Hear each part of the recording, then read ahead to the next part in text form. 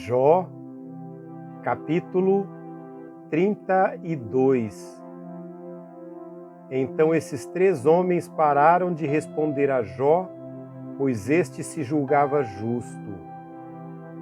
Mas Eliú, filho de Baraquel, de Bus, da família de Rão, indignou-se muito contra Jó, porque este se justificava a si mesmo diante de Deus. Também se indignou contra os 3 amigos, pois não encontraram meios de refutar a Jó e mesmo assim o tinham condenado. Eliú tinha ficado esperando para falar a Jó, porque eles eram mais velhos que ele. Mas, quando viu que os 3 não tinham mais nada a dizer, indignou-se. Então Eliú, filho de Baraquel, de Bus, falou: Eu sou jovem, vocês têm idade.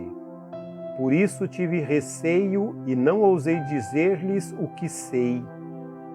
Os que têm idade é que devem falar, pensava eu. Os anos avançados é que devem ensinar sabedoria. Mas é o Espírito dentro do homem que lhe dá entendimento, o sopro do Todo-Poderoso. Não são só os mais velhos, os sábios, não são só os de idade que entendem o que é certo. Por isso digo, escutem-me, também vou dizer o que sei. Enquanto vocês estavam falando, esperei, fiquei ouvindo os seus arrazoados, enquanto vocês estavam procurando palavras, dei-lhes total atenção. Mas não é que nenhum de vocês demonstrou que Jó estava errado? Nenhum de vocês respondeu aos seus argumentos. Não digam, encontramos a sabedoria, que Deus o refute, não o homem. Só que não foi contra mim que Jó dirigiu as suas palavras, e não vou responder a ele com os argumentos de vocês. Vejam, eles estão consternados e não têm mais o que dizer. As palavras lhes fugiram. Devo aguardar, agora que estão calados e sem resposta?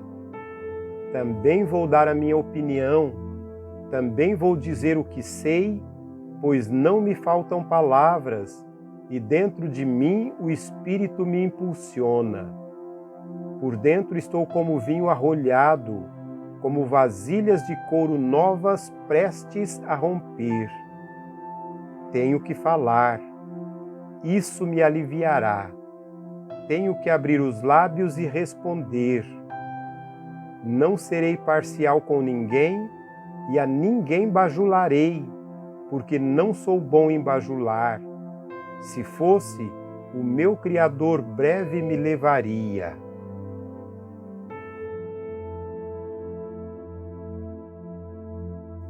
Capítulo 33. Mas agora, Jó, escute as minhas palavras, preste atenção a tudo o que vou dizer. Estou prestes a abrir a boca, minhas palavras estão na ponta da língua. Minhas palavras procedem de um coração íntegro, meus lábios falam com sinceridade o que eu sei. O Espírito de Deus me fez, o sopro do Todo-Poderoso me dá vida. Responda-me então, se puder. Prepare-se para enfrentar-me. Sou igual a você diante de Deus. Eu também fui feito de barro. Por isso não lhe devo inspirar temor, e a minha mão não há de ser pesada sobre você. Mas você disse ao meu alcance, eu ouvi bem as palavras. Estou limpo e sem pecado, estou puro e sem culpa. Contudo, Deus procurou em mim motivos para a inimizade. Ele me considera seu inimigo. Ele acorrenta os meus pés, vigia de perto todos os meus caminhos. Mas eu lhe digo que você não está certo, porquanto Deus é maior do que o homem. Por que você se queixa a ele de que não responde às palavras dos homens? Pois a verdade é que Deus fala, ora de um modo, ora de outro, mesmo que o homem não o perceba. Em sonho ou em visão durante a noite, quando o sono profundo cai sobre os homens e eles dormem em suas camas, ele pode falar aos ouvidos deles e aterrorizá-los com advertências para prevenir o homem das suas más ações e livrá-lo do orgulho, para preservar da cova a sua alma e a sua vida da espada. Ou o homem pode ser castigado no leito de dor, com os seus ossos em constante agonia, levando-o a achar a comida repulsiva e a detestar na alma sua refeição preferida. Já não se vê sua carne, e seus ossos, que não se viam, agora aparecem. Sua alma aproxima-se da cova, e sua vida dos mensageiros da morte. Havendo, porém, um anjo ao seu lado, como mediador dentre mil, que diga ao homem o que é certo a seu respeito, para ser-lhe favorável e dizer: poupa-o de descer à cova, encontrei resgate para ele, então sua carne se renova voltando a ser como de criança, ele se rejuvenesce. Ele ora a Deus e recebe o seu favor, vê o rosto de Deus e dá gritos de alegria, e Deus lhe restitui a condição de justo. Depois ele vem aos homens e diz: pequei e torci o que era certo, mas ele não me deu o que eu merecia. Ele resgatou a minha alma, impedindo-a de descer à cova, e viverei para desfrutar a luz. Deus faz dessas coisas ao homem, 2 ou 3 vezes, para recuperar sua alma da cova, a fim de que refuja sobre ele a luz da vida. Preste atenção, Jó, e escute-me. Fique em silêncio e falarei. Se você tem algo para dizer, responda-me. Fale logo, pois quero que você seja absolvido. Se não tem nada a dizer, ouça-me. Fique em silêncio e eu lhe ensinarei a sabedoria.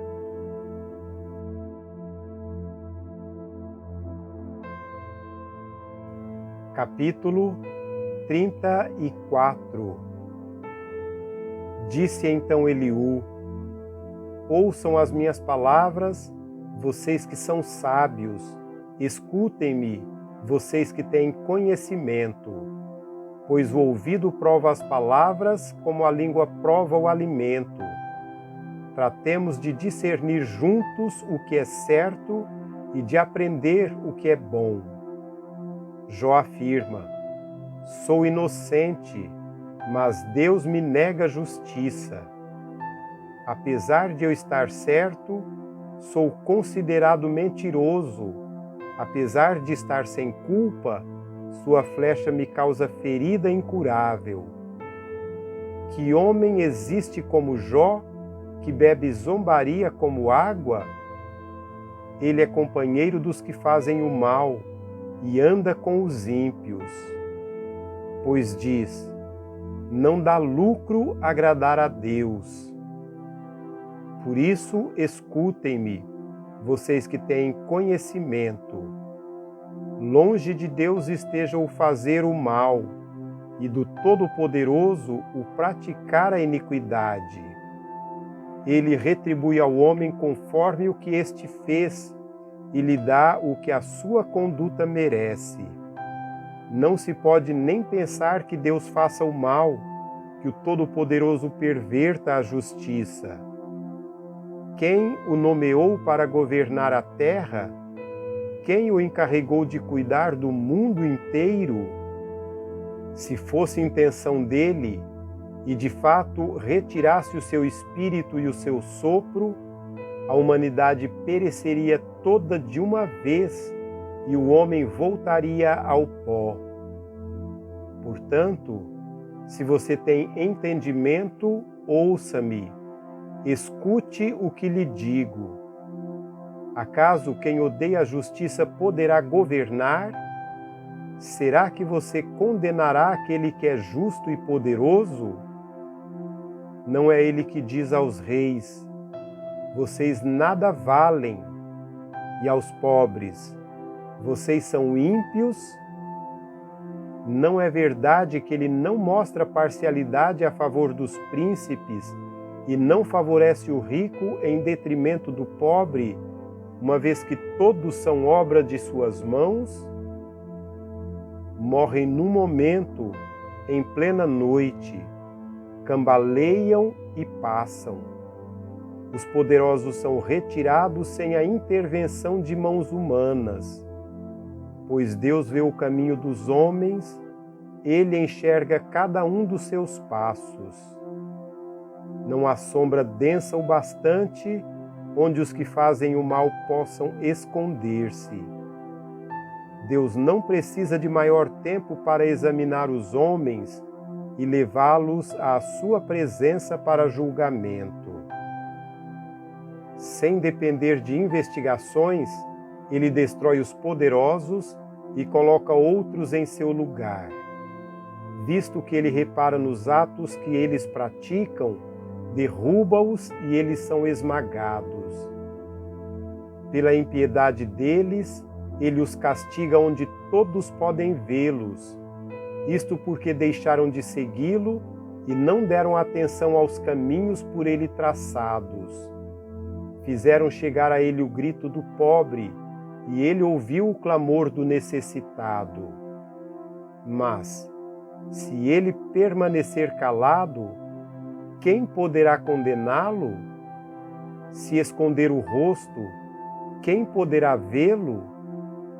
No entanto, ele domina igualmente sobre homens e nações, para evitar que o ímpio governe e prepare armadilhas para o povo.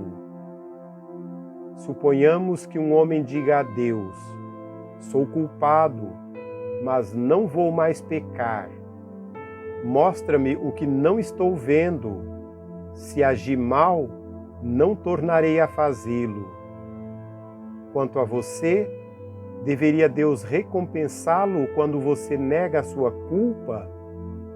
É você quem tem que decidir, não eu. Conte-me, pois, o que você sabe. Os homens de bom senso, os sábios que me ouvem, me declaram: Jó não sabe o que diz, não há discernimento em suas palavras. Ah, se Jó sofresse a mais dura prova por sua resposta de ímpio!